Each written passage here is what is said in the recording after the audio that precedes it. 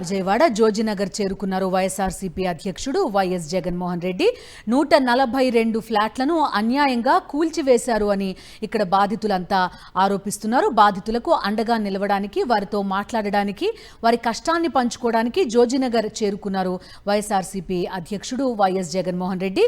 Gannavaram airport నుంచి జోజినగర్ చేరుకున్న ఆయన కూల్చివేతకు గురైన 42 ఫ్లాట్ల ప్రాంతాన్ని పరిశీలిస్తారు. బాధితులతో మాట్లాడి వారి సమస్యలు తెలుసుకోనున్నారు వైఎస్ జగన్మోహన్ రెడ్డి. 42 ఫ్లాట్ల బాధితులు వీళ్ళంతా కూడా ఇళ్లు కోల్పోయారు. వారితో మాట్లాడనున్నారు. ఆ స్థలాన్ని కూడా పరిశీలించనున్నారు వైఎస్ జగన్మోహన్ రెడ్డి. అసలు ఈ ఫ్లాట్లు ఎందుకు కూల్చేశారు ఒక్కసారి చూద్దాం. విజయవాడ నడిబొడ్డున ఉంది జోజినగర్.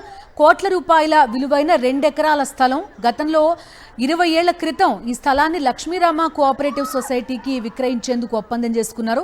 అయితే ఆ సంస్థ రిజిస్ట్రేషన్కి రాకపోవడంతో కొంతకాలానికి ఆ స్థలాన్ని మరో వ్యక్తికి విక్రయించారు. భూమి కొనుగోలు చేసిన వ్యక్తి ప్లాట్లు వేసి 42 మందికి విక్రయించి రిజిస్ట్రేషన్లు కూడా చేశారు. అయితే వీరంతా కూడా మెల్లమెల్లగా కాలానుగుణంగా వాళ్ళు ఫ్లాట్లు కట్టుకుంటూ వచ్చారు. ఆ ఫ్లాట్లనే ఒక్కసారిగా కూల్చేశారు. అయితే గతంలో కోర్టు లక్ష్మీరామ కంపెనీకి అనుకూలంగా తీర్పిచ్చింది. ఆ తర్వాత వీరంతా బాధితులు 42 ఫ్లాట్ల ఓనర్స్ కూడా సుప్రీంకోర్టును ఆశ్రయించారు. సుప్రీంకోర్టు స్టే కూడా ఇచ్చింది.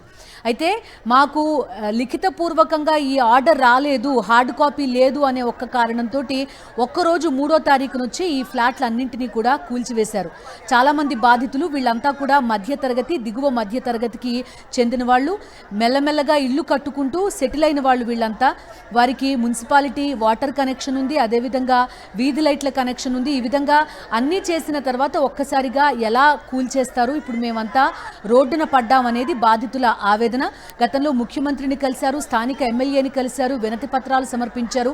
టేబుల్ పైన ఈ కాగితాలన్నీ ఉన్నాయి కానీ తమకి న్యాయం చేయట్లేదు, తమ వైపు ఎవరూ చూడట్లేదు అనేది బాధితుల ఆవేదన.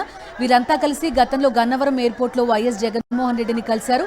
ఆ తర్వాత స్వయంగా ఆయన కార్యాలయానికి వెళ్లి వైఎస్ జగన్మోహన్ రెడ్డిని కలిసి తమ గోడు వెళ్లబోసుకున్నారు.